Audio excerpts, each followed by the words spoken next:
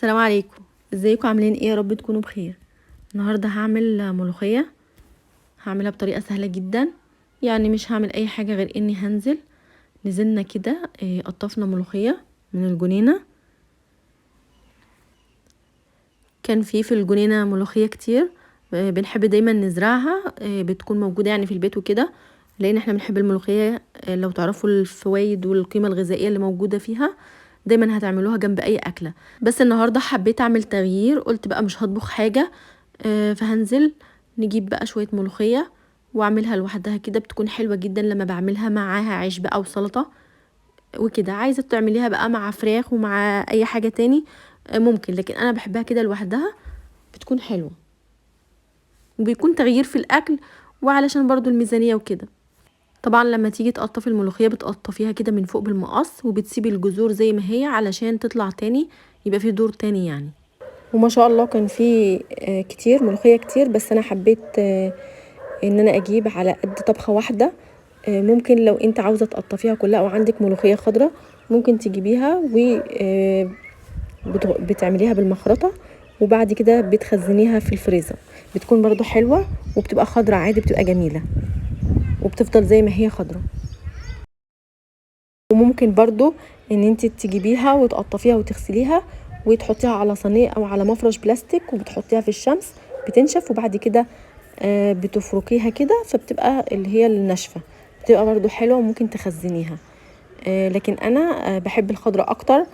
بعمل على قد طبخه بطبخه، يعني بتكون حلوه جدا لما بتكون موجوده في البيت.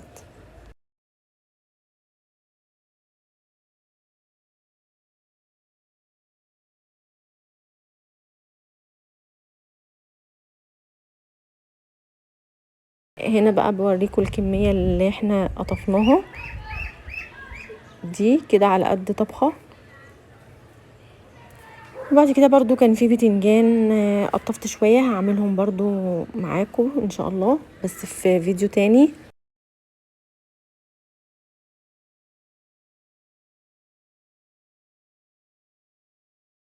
بتنجان ابيض عشان يتعمل محشي، بيكون حلو في المحشي. ممكن برضو لو انت مش عايزه تعمليه محشي ممكن يتقلق او ممكن يتعمل مخلل، بيكون برضو حلو.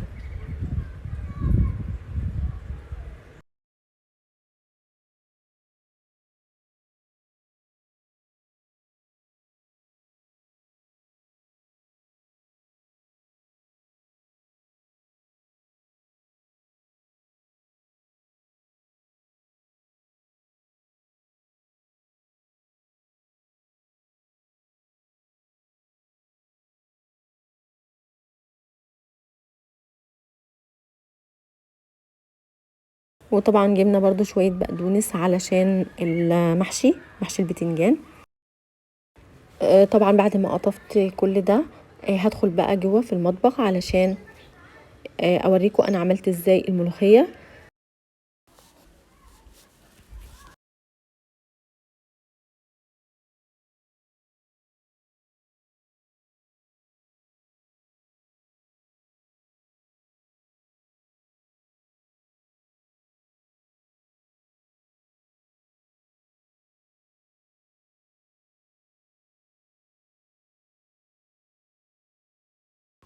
هنا بقى بدأت اقطف اوراق الملوخيه من الجذور وحطيتها كده في مصفى تحت الحنفيه علشان انزل كل الاتربه وكل الحاجات اللي فيها يعني، وبصفيها كويس.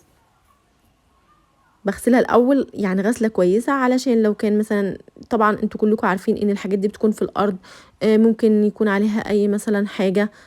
بغسلها حلو وبعد كده بسيبها تنشف شويه، وبعد كده بقى بجيب صينيه.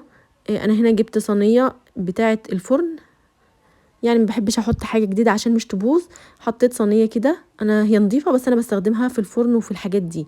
طبعا ما ينفعش اعمل بالمخرطه على الرخام عشان مش تبوظ مني، او على البلانش او على اي حاجه. فانا اسهل حاجه تجيبي صينيه كده قديمه عندك بس تكون نظيفه وتعملي عليها الملوخيه. هنا بقى بدات اعملها كده بالمخرطه لغايه ما توصل للي انت عايزاه، يعني السمك اللي انت عاوزاه.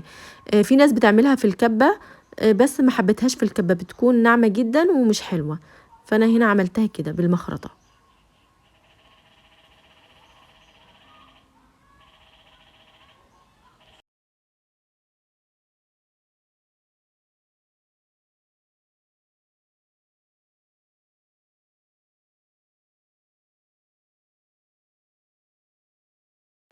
هنا بقى انا ما عملتش حاجه خالص غير ان كان عندي شوربه، شوربه فراخ، حطيتها كده في الحله بكل اللي فيها، يعني بالطماطم والبصل وبكل الحاجات اللي انت بتسلقي فيها الفراخ، وبنزل فيها الملوخيه اللي انا عملتها بالمخرطه، وبفضل اقلب كده بسرعه لغايه ما ادوب كل الملوخيه دي في الشوربه.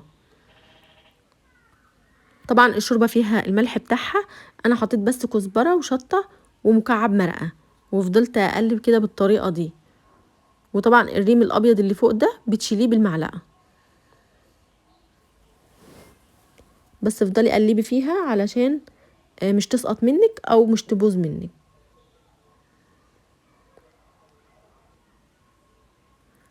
هسيبها بقى تغلي شويه كده، وبعد كده جبت الطاسه قطعت فيها 3 فصوص توم او 4 كبار، وشويه زيت، ومعلقه صغيره من الكزبره الناشفه، وبشوح التوم والكزبره في الزيت بالطريقه دي لغايه ما التوم عندي يحمر، وبعد كده بنزل بيه في الملوخيه.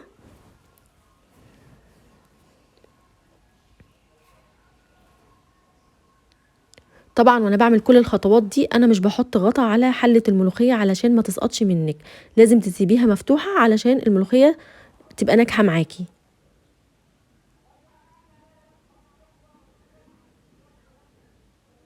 ودي الملوخية كانت تحفة، طعمها جميل جدا.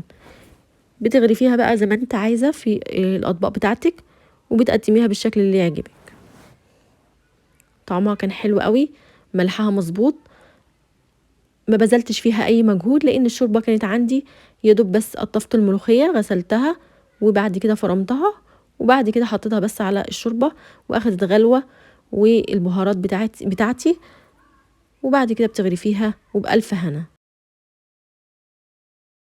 سهله ومفيده، ولو تعرفوا القيمه الغذائيه اللي فيها مش هتبطلوا تعملوها، حلوه جدا، اقرأوا عنها هتلاقوها حلوه جدا. واخدت بقى الاكل ونزلت قعدت في الجنينه، اكلنا، كان يوم حلو اهو، تغيير عن اي يوم تاني. يعني مش لازم كل يوم ناكل لحمة وفراخ علشان الاكل يكون حلو، ممكن بحاجات بسيطة جدا تعملي اكل حلوة جدا وتتبسطي وتستمتعي بيها انت واهلك. وعملت بقى شوية عصير كده، وبس كده بيكون الفيديو بتاعي خلص النهاردة. لو عجبكم قولولي في الكومنت، ودوسوا لايك وشير وسبسكرايب علشان يوصلكم مني كل جديد، وبالذات للناس اللي بتحب الاكلات السهلة والسريعة. ما تنسوش تشتركوا في القناة لو مش مشتركين علشان تشوفوا مني كل جديد. والسلام عليكم ورحمة الله وبركاته.